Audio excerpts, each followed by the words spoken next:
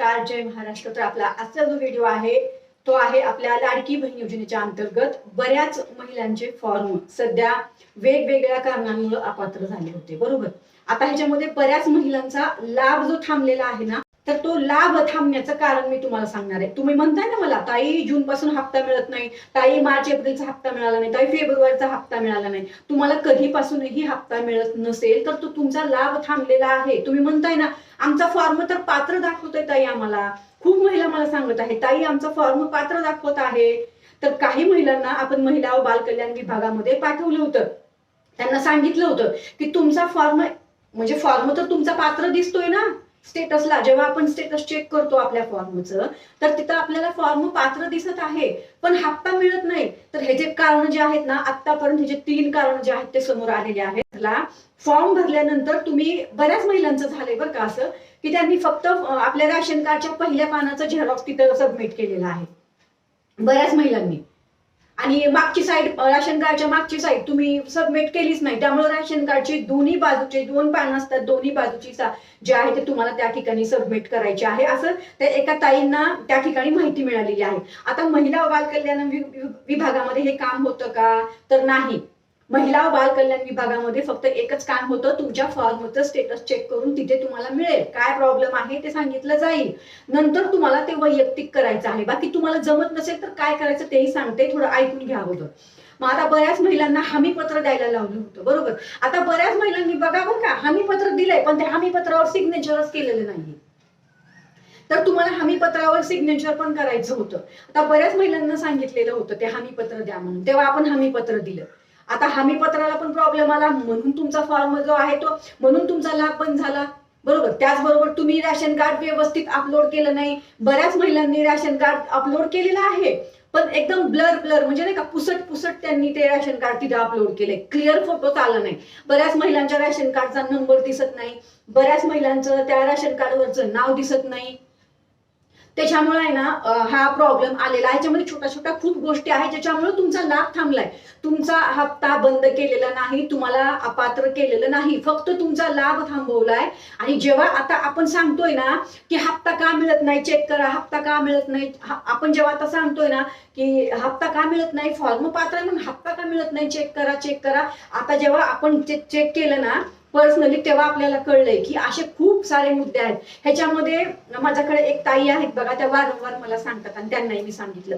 त्यांच्या आधार कार्डवर काय झालं माहितीये का, त्या स्त्री आहेत, त्यांनी फॉर्म पण भरला, राशन कार्ड, आधार कार्ड, जे काय डॉक्युमेंट लागतात ते सबमिट केले, पण त्यांच्या आधार कार्डवर स्त्रीच्या ऐवजी पुरुष झाले. म्हणजे जे लिंग आहे ना, आता जर स्त्री आहे तर स्त्री आणि नंतर लिंगामध्ये स्त्री येतं, बरोबर, मग तिचं नाव येतं. पण तिथं काय झालं, त्यांच्या राशन कार्डवर पुरुष म्हणून त्यांचं राशन कार्ड, त्यांच्या आधार कार्डवर पुरुष म्हणून ते नाव, त्या ठिकाणी जे लिंग आहे ना स्त्रीच्या ऐवजी पुरुष झाले.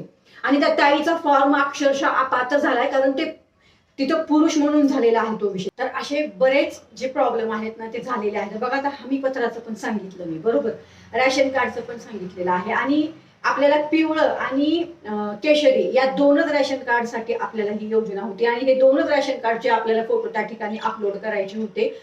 आणखीन पुढे माहिती देणार आहे, थोडं थांबा. आता ह्याच्यामध्ये आपल्याला आधार कार्डचं मी सांगितलं मगाशीच. आता आधार कार्डचं त्या ताईचं स्त्रीच्या ऐवजी पुरुष झाले म्हणून त्या ताईचा फॉर्म अपात्र झालेला आहे. आता तो फॉर्म अपात्र आहे तर तो पात्र होणारच नाही. त्या ताईंनी त्यांचं आधार कार्ड अपडेट केलं, पुरुषाच्या ऐवजी स्त्री केलं, अपडेट करून घेतलं. त्याच्यानंतर त्यांनी परत ई-केवायसी केली, तरी सुद्धा त्यांचा फॉर्म पात्र झाला नाही. कारण काय झालं ना, ते 14,000 पुरुषांनी महिलांच्या नावाने फॉर्म भरले ना, त्याच्यामुळे आता इथं डाऊट आलेला आहे. आता इथं काय करू शकणार आपण, काहीच नाही. असं झालेलं आहे त्या ताईंचा प्रॉब्लेम.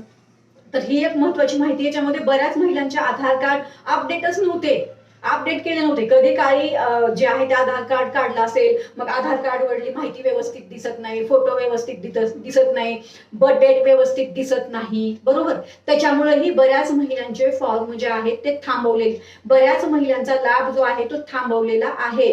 आता इथे त्यांना सांगितलंय काय माहितीये का, आधार कार्ड परत सबमिट करा, राशन कार्ड परत सबमिट करा, बरोबर. तर आता झालंय असं की आमच्या ह्या महिलांना हे जमत नाहीये करायला. त्यांनी जेव्हा केलं होतं त्यांनी बाहेरनं इकडनं तिकडनं कोणाकडून करून घेतलं होतं. आता ह्या महिलांना आमच्या जमत नाही. तुम्हाला जमत असेल तर तुम्ही आपल्या लाडकी बहीण योजनेच्या अंतर्गत जी लिंक आहे त्या लिंकवर जा आणि तिथे जाऊन तुम्ही तुमचं जे काही तुम्हाला सांगितलं असेल आधार कार्ड अपलोड करा परत एकदा किंवा रेशन कार्ड अपलोड करा तर ते तुम्ही करा. पण जर तुम्हाला जमत नसेल ना तर सरळ सरळ तुम्ही सेतू केंद्रात जा किंवा मग तुम्ही आपल्या ई सेवा केंद्रात जा. त्या ठिकाणी जाऊन तुम्ही हे तुमचं ज्यांना सांगितलंय त्यांचं सांगते की आधार कार्ड तुम्हाला परत सांगितलंय अपलोड करायला तर आधार कार्ड अपलोड करा. बरोबर. कोणाला रेशन कार्ड सांगितलंय पिवळं किंवा केशरी ते सुद्धा अपलोड करा. व्यवस्थित रेशन कार्डचा नंबर दिसत आहे का ते पण चेक करा. आधार कार्डवरची सगळी माहिती व्यवस्थित आहे का ते पण चेक करा.